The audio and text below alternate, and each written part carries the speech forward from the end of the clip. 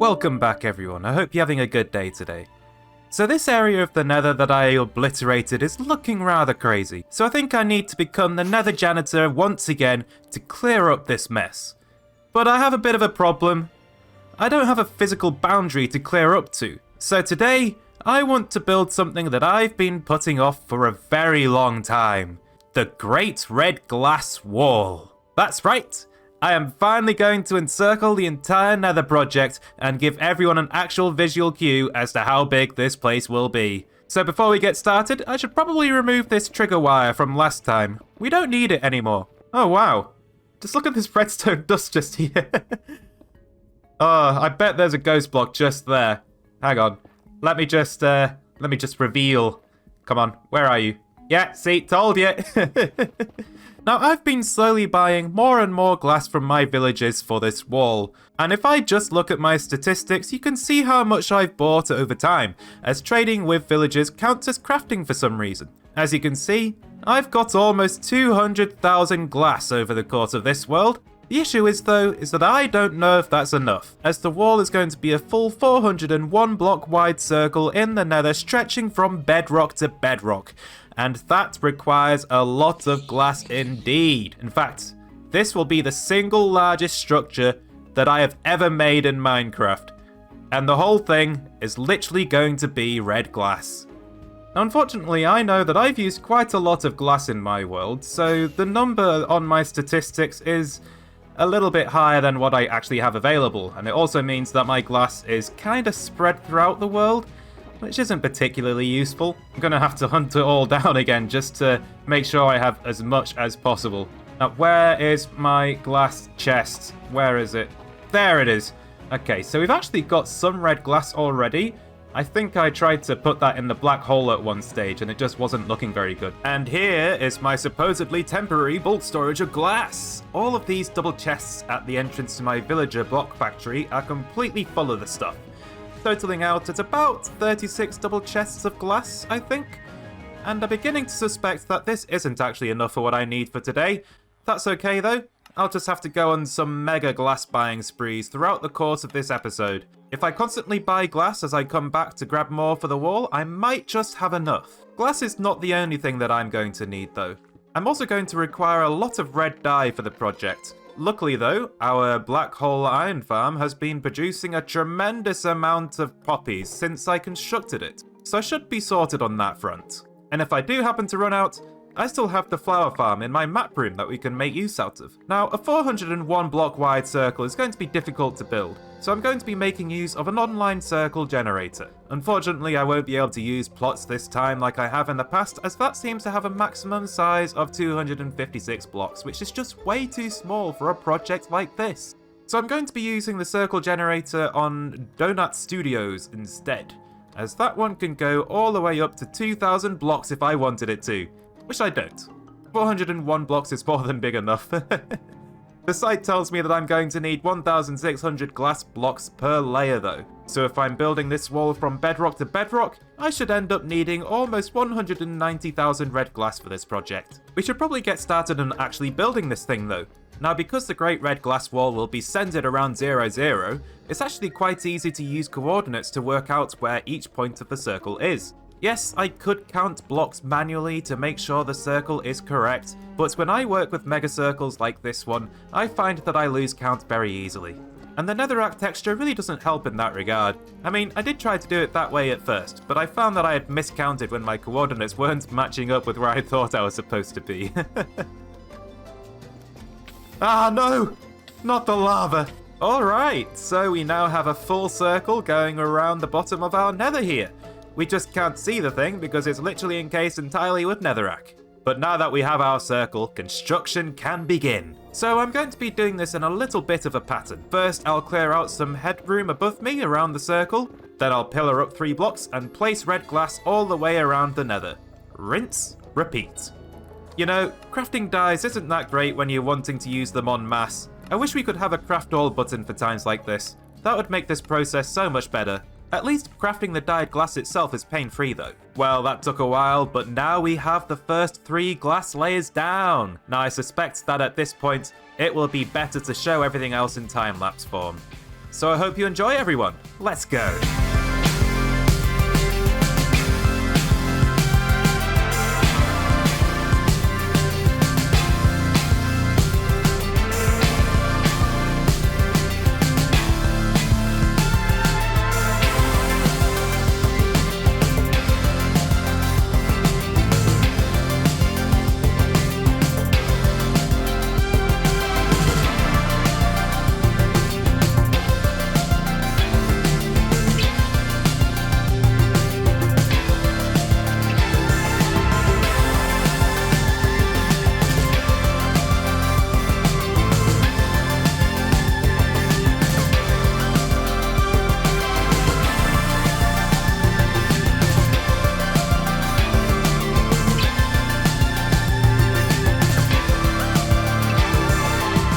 Welcome back, everyone. We're almost completely done with placing glass. I just have 2 blocks left to place. And there we go. Just like that, the great red glass wall is now complete. And now I'm going to break these 2 blocks again because I don't actually want to block off this tunnel. We've actually got something incredibly rare down here. This tunnel goes straight to the place where I created a water source block in the Nether using the glow lichen bug back when I updated to 1.17 via snapshot 21W03A. And that's a pretty cool feature of this world, and I've got some ideas of what to do with it in the future, so blocking it off now seems like a bad decision. Now, building the great red glass wall took over 100 Minecraft days of my time, but it was literally just me placing glass, or buying glass. But there were a couple of interesting things that happened. For example, here I almost died to lag. I was just minding my own business, mining out the space above my head, where I ran into this lava source that didn't flow. Only for the game to suddenly catch up with me, and I was suddenly drinking a panic fire resistance potion. Yeah, that was a little bit scary. Imagine if I'd been hit by an instant laggy lava death there. That's not something I want to think about. I also accidentally threw one of my shulkers into lava, which made me want to cry. Now, I apologise for the lack of audio in those last 2 clips, but I had muted my recordings as I didn't want to accidentally feature a random stream that I was watching at the time, and I don't know how to separate the 2 desktop audio sources in OBS. I'll figure it out eventually, though. But yeah, just take a look at this great red glass wall. Yes! Marvel at its existence! It's a full circle, 401 blocks in diameter, reaching from bedrock to bedrock, and it is glorious. I now have a physical boundary to clear netherrack up to, which is fantastic news. Once this perimeter is fully done, I'll be able to keep the gas out as well, which will also be great. One thing I'm happy about is how much space that the wall gives us, as the boundary looks like it's a pretty good distance away from our central island here. So the lava ocean that I plan to create will be just as impressive as I hope it to be, and not disappointingly small. Placing glass wasn't the only thing that I did though. There was a small chunk of netherrack in this corner here, and I just saw it and I was like, let's just get rid of it now. Why ever not? And so I did. It gives us a much better view through the red glass wall now with that out of the way. Now, that does make these obsidian blocks a little bit more obvious than they were before. One of these is the centre of a crossroads in a nether fortress, which I was wondering about turning into a wither skeleton farm, but looking at it now, I think it might actually be too close to the gold farm. So I might move that to one of the other crossroads within this perimeter. That does leave me with a serious problem though. I said that I would never mine another obsidian block again. So how am I supposed to get rid of this? Am I supposed to summon the wither within this block or something? That sounds like a terrible idea, but we are well on the way to spawning it again. I was able to get another 2 wither skulls during that time lapse as the glass wall happened to eat through 3 different nether fortresses. Now this other obsidian block is encasing a blaze spawner. And looking back, I definitely should have just got rid of this thing instead of covering it with obsidian. Because now I have a thing that spawns blazes that I can do nothing about. And it's not close enough to my other blaze spawner to make use out of. Major mistake, Whistler. Why oh why did I even decide to save this thing? Going back to potential wither skeleton farms though, I have another crossroads just over here.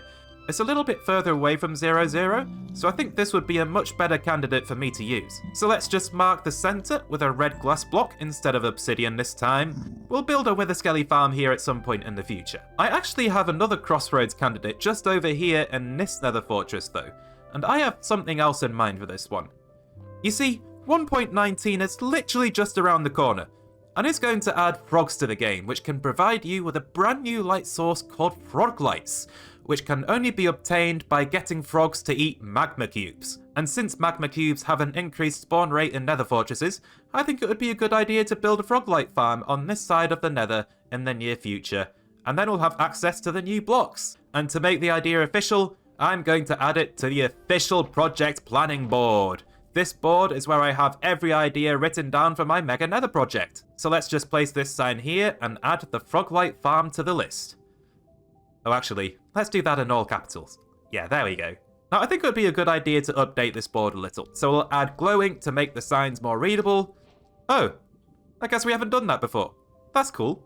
Also, I would like to color code the signs so that we can more easily see what state each idea is currently in. So we'll use green for complete, yellow for in progress, and red for yet to start. So the frog-light farm can be red. I've come up with a name for this place, it's Nether Falls, so that can be green. We've come up with lore for this place as a community, so that can be green as well. Spawn-proofing everything will probably remain in progress until the project is done, so that can be yellow. But I have just completed the Great Red Glass Wall. Excellent, because that was a mega project all on its own. We do have a fully functional piglin barter farm. The barter battery isn't exactly finished yet though, as I need to produce a build to go with it. So I think I'll make that yellow. The gold farm is done though, so that can be green. The nether hole has not been fully dug out yet, so that's going to be yellow. But we do have a nether monument made with blackstone. I don't feel like I'm done with it yet though. While the monument does serve as our nether hub, we don't have a nether hub network yet, so that can be red. Now technically, we have started work on the Nether Islands as well, as I've drawn this outline here. And we have also started progress on the Lava Ocean as well. That one's going to take a long time to complete though. Although actually, let's not get started on technicalities. Who am I kidding here? Let's make this one red. One central Nether Island outline is not enough for this, I don't think.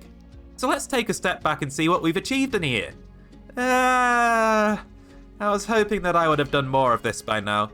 But I guess this is what it is. I've taken on an extremely grinding project after all, and I've had less time to play Minecraft than what I used to as well. Hopefully once the grindiest parts of the project are out of the way though, progress on the rest of the board will speed up tremendously. Now I asked you all for name suggestions for the striders that we now have down here, and I have to say we've got some good ones, so thank you for that. So the first one is I'm Not Ugly, You Are, by Farlap Jones. Depth Strider 3 by Spaces Are Impossible, and Rider and Provider by Nikhil Sharma. So, do you have a name tag? No? Okay, you beautiful creature. I'm not ugly. You are. Right, I'm gonna have to drink the fire res potion for this one. You two can be Rider and Provider. Ah, you can't see the lower name. That's kind of annoying. And you can be Depth Strider 3. Oi, stop walking away from me, you numpty. Right, there we go. The names have been tagged. I think we've got a couple more striders down here though. So if I have any more suggestions, feel free to let me know. Ah, g'day Nether Chicken, how's it going? You know what? Let's turn down our hostile mob volume for once while I repair my tools. These zombie piglins can be so loud sometimes. Oh, also, by the way, I have a new trident. I'll have to enchant this one up at some point, and maybe we'll need to start a trident collection box at some point, because I have a lot of them now. Oh wow, listen to this. Silent XP gathering. You know, it's actually quite calming listening to just the XP noise. It's like ASMR. Oh, just because data is beautiful, I just thought I'd show off how much red glass I've placed in the world. I've now placed more red glass than I've used the netherite axe and hoe combined. I needed to buy quite a bit more glass to make sure that I had enough for this episode's project though. I've acquired over 250,000 of the stuff. That's a lot. Now you might be wondering how much glass I have left after putting so much of it into building the Great Red Glass Wall. And the answer is not that much. My stockpiles are pretty much drained dry. This is all I have left. I'm glad I decided to buy more every time I went back to the overworld to grab more from my storage, because I'm really not sure I would have had enough otherwise. I did need to put in that grind though. Like, I bought so much glass for this episode that I ran out of melons. And I've had a melon farm running constantly for well over a year and a half now. I actually ran out of poppies as well though, but I had just enough red dye to finish the project without having to resort to using the flower farm, so I'm happy about that. Now I don't want this video to just be about placing red glass to create a mega wall, so we're gonna head back to our smart mineshaft as I have another feature that I want to add. Minecart Stations. So at the moment, we have a pretty basic system here. I can press the buttons on the control panel to go where I want to go, but the minecart dispenser over here is absolutely rubbish. I can't even access the dispenser for putting in minecarts. And I can't break the minecarts automatically either. So we definitely need an upgrade here. Ah, that's good though. The diamond button takes us all the way down to diamond level like it was supposed to. There was a bug in the redstone for that one a while ago, and it took a while before I realized that I had a repeater turned the wrong way around. Silly me. But I don't actually need to be down here right now, so let's press the diamond button again so that I can go back to the surface. So I want the minecart station to be a little bit raised compared to the floor, so we're going to put some stairs here to help with that. Oh, go away, phantoms. Why must you always intrude? I know I haven't slept for over 1,000 days now, but you're so annoying. I didn't vote for you. Get out of here. So to break our minecarts, I'm going to have them run into a cactus. And that is going to be our method of ejection as well. And then the minecarts can be fed via hoppers and a dropper elevator into a dispenser over here. Now I just need to check which way the rail prefers to go here. As if it goes the other way, I'll need to swap the cactus and the dispenser around, but it looks like we're alright. And then I should be able to change the directions with this redstone torch. Or not? Okay. How about this lever then? Ah, there we go, that's what I want to see. I want the junction to change direction depending on whether a minecart has just been dispensed or not, so that the minecarts go the right way. Don't worry, we won't be using a lever for that though. We'll be using a good old button. And then we can just install our droppers for our elevator. I'm aware that I'm overcomplicating things with this elevator, but I'm trying to go with a certain aesthetic, with the dispenser in that position. So this is what we're doing. Right, let's do a test. So I can send in the minecart and it breaks on the cactus, that's good. And then it should end up in the droppers down here. We're gonna go with this dropper elevator design here. There are probably better ones, but I like this one because it can be made to be silent. And there we go. Our minecarts have moved into the dispenser. So I can power this dispenser now to release the minecart and it breaks on the cactus because I haven't wired up the junction yet, but for testing purposes that's good. And the minecart should end up in the dispenser. But I think we need more items in here for that to work, so let's go get some more minecarts. Okay, so we've got 2 in the dispenser, I pull the lever, and the system does its thing, and I have 2 in the dispenser again. Awesome. Now to change the junction when we press the button, it should be as simple as hooking up the dispenser button to the junction block. And there we go, it works. And now we have a runaway minecart. Get back here. Oh my goodness, now it's on fire. How did it not break just then? It's still on fire? Did it take my arrow or something? No, I'm not picking it up. Do arrows not break minecarts then? Oh, they do. Okay, that's weird. Alright, whatever. I'm breaking this thing. Alright, I now have a fully functional minecart station. I don't want the redstone to be visible though, so let's just hide that away with some wood. I think I'd quite like our button to be on an oak log as well. I just think that will look better. And then just to make things symmetrical, we'll have buttons on both sides. Only one of them will be functional though. And this is our finished minecart station. I'm pretty happy with this. So I think what we'll do is we'll build one of these for each separate level within our smart mineshaft. I think that will make things a lot better. So unless something interesting happens, I'll be back with you all when it's done. And since coal is at the top, let's start with that layer. Ah, goodbye phantoms. You won't catch me that easily. Ah, this is an issue.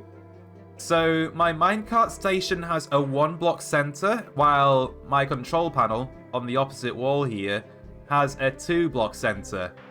How am I gonna fix this? That's not good. Right, I think we're just gonna have to place our barrel 1 block further to the left, or maybe we'll double them up like that. Yeah, I think we can do that. And then we can have our 1-block center back. Hopefully that doesn't look too weird in the future. And we've actually got some interfering redstone wires behind here. It's making the construction of our dropper elevators a little bit difficult. So, I think we're going to have to move some of these wires down a little bit. And there we go.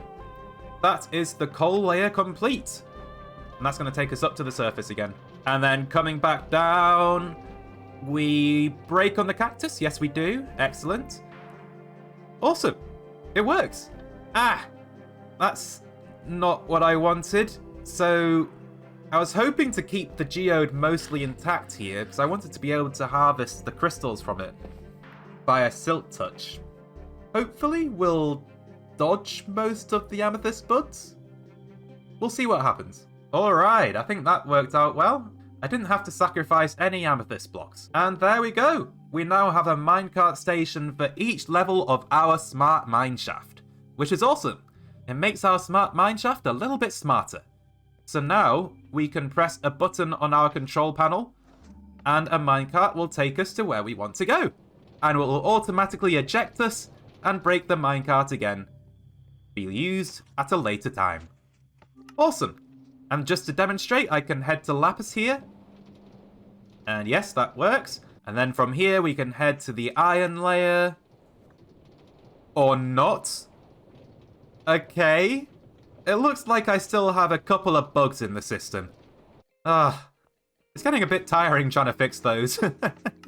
I'll nail them all down eventually, though. Hopefully in time for the next world download in episode 75, I think I'm going to go for. No promises, though. You'll get one when you get one. Just be patient and it will all be worth it. But I have to say, though, I think our minecart stations are working just as planned. Now, I do think there is one last feature that I could add to this smart mineshaft to make it perfect, to give it all of the functionality that I wanted it to have. And that is a storage system. But I don't really have time for that today. But just to let you all know, like, what the plan is for this place in the future, that's how I'm going to improve this place. Hopefully I'll have that ready for the next world download as well. Because I want you guys to be able to experience how much better mining with this structure is. I'm really proud of this. And I guess it's a valid criticism point that you can actually beat the minecart down to the bottom layer, but like, who cares? I've built such a cool system here. Like, yes, the minecart will go down and I can just fall off the edge, which is a bit scary. I think I said that I would never do that again, but I've just been doing it constantly. It's rather fun. And yeah, I guess it's a lot faster, but the minecart is safe. And that's what I want this mineshaft to be. And here's our minecart. Okay, that didn't actually take too long. It was shorter than I thought. I'm afraid I'm going to have to make that the end of the episode though. So I hope you enjoyed and I'll see you in the next one. Bye! Thanks for watching.